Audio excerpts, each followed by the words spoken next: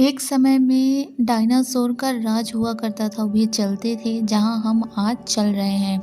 इसी हवा में वो भी हमारी तरह सांसें लेते, लड़ाइयाँ करते। इन दैत्याकार बड़े बड़े विशाल विचित्र डायनासोर नामक जीव ने करीब 1400 करोड़ साल तक इस धरती पर राज किया। इन डायनासोर की कई हजार प्रजातियां थीं। इनमें से कुछ शाकाहारी थे, तो कुछ मांसाहारी, तो कुछ बहुत ही शांत स्वभाव के थे, तो वहीं कुछ बहुत ही हिंसक और खतरनाक थे। इस समय के सबसे सफल जीव थे। लेकिन फिर अचानक ऐसा क्या हुआ कि वो ऐसी कौन सी घटना थी जिन्होंने इनका नामो निशान मिटा कर रख दिया।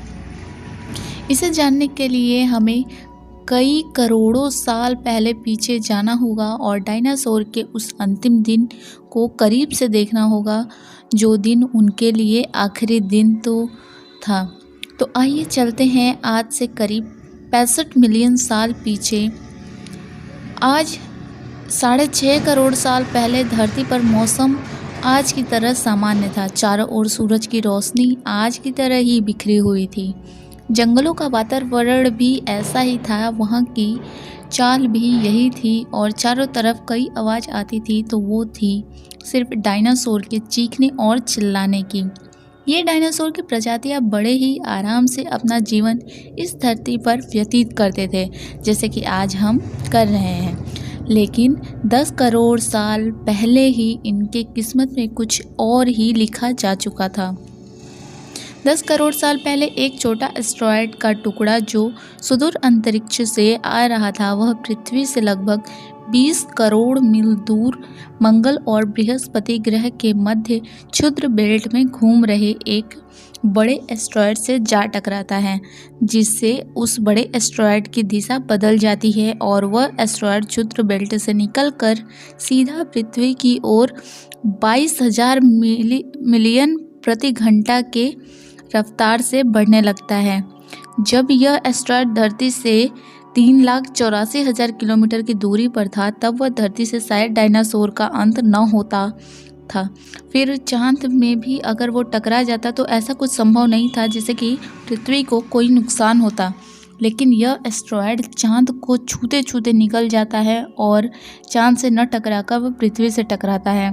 और जब यह पृथ्वी के वातावरण के संपर्क में आया तो इसकी रफ्तार लगभग 3 गुना बढ़ गई और वायुमंडल में होने वाले घर्षण के कारण यह आग गोले में परिवर्तित हो गया।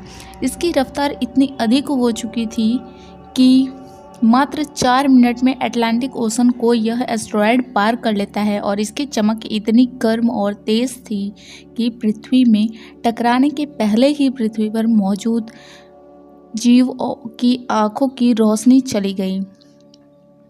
वह इस एस्टेरॉयड को देख नहीं पा रहे थे, लेकिन वह इस भयानक गर्मी को महसूस कर पा रहे थे। कुछ समय बाद यह एस्टेरॉयड मैक्सिको की खाड़ी के पास जमीन से जाकर टकरा जाता है, जिससे भयानक विस्फोट होता है जो कि 10 हाइड्रोजन बम के बराबर था, जिससे धरती की लाखों टन धातु अंतरिक्ष में चली जाती हैं और इस टकराव की वजह से 180 किलोमीटर चौड़ा और 20 किलोमीटर गहरा गड्ढा बन जाता है। 16 मिनट 40 सेकंड बाद यह आपदा भूकंप में परिवर्तित हो जाती है और समुद्र की लहरें विशाल एवं विकराल रूप धारण कर लेती है।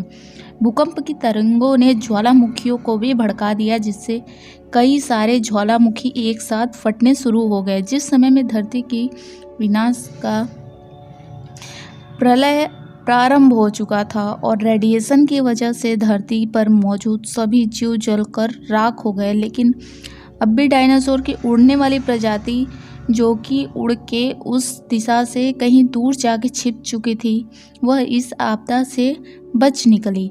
लेकिन अभी तो यह शुरुआत थी, अभी तो बहुत कुछ होना बाकी था। और जो मेटल्स अंतरिक्ष में धूल के कण थे, वे ग्रेविटेशनल पुल के कारण आग के गोले में परिवर्तित होकर धरती की ओर तीव्र गति से बढ़ने लगे। विस्फोट के 90 मिनट बाद तापमान 200 डिग्री सेंटीग्रेड हो जाता है।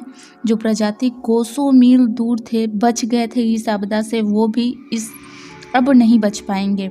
और 90% प्रजाति जो थी वो ख़त्म हो चुकी थी। 10% प्रजाति में ही वे बचे थे जिनका वजन 300 किलोग्राम से कम था।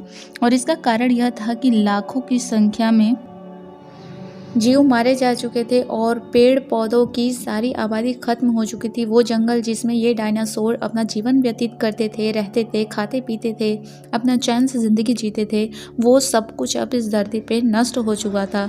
जिसके कारण जो बड़े बड़े जीव थे उनको भरण पोषण के लिए भोजन की कमी होने लगी और उनका भरण पोषण अच्छे से नहीं हो पाता था, जो उनके मौत का कारण बना और उनका इस धरती से खात्मा हो चुका था। लेकिन अब भी जो छोटे प्रजाति थे, जैसे डायनासोर के छोटे प्रजाति जो जिन्हें भरण पोषण के लिए भोजन की कम आवश्यकता पड़ती थी, तो वो किसी तरह अपना जीविकोपार्जन कर लेते थे और वो छोटी प्रजाति धीरे धीरे और छोटी होने लगी, जिसकी वजह से जो डायनासोर थे वो धीरे धीरे छोटे जानवर में परिवर्तित होने लगे। और एक ऐसी प्रजाति थी जो उसके बावजूद भी बच जाती है। इस महाप्रलय के बावजूद भी वो अपने लिए जगह ढूंढ लेते हैं बचने के लिए। तो ये जो महाप्रलय था ये इन लोगों के लिए फ़ायदेमंद साबित हुआ था। ये थे मैमल्स। मैमल्स कौन थे? मैमल्स कहाँ से आए थे? क्या थे? उनके बचने के कौन से कारण थे? और उन्होंने अपना जीवन कैसे सुरक्षित किया इस महाप्रलय से?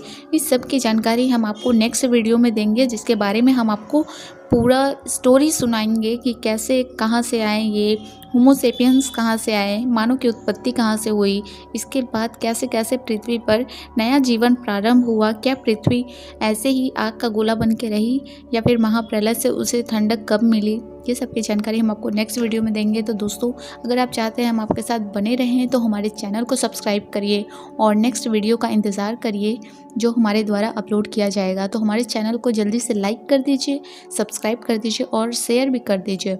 और हमारे चैनल पे कम से कम 2000 लाइक करिए, ताकि हमें ये पता चले कि हमारी स्टोरी जो है वो आपके लिए काफ़ी इंटरेस्टिंग रही है।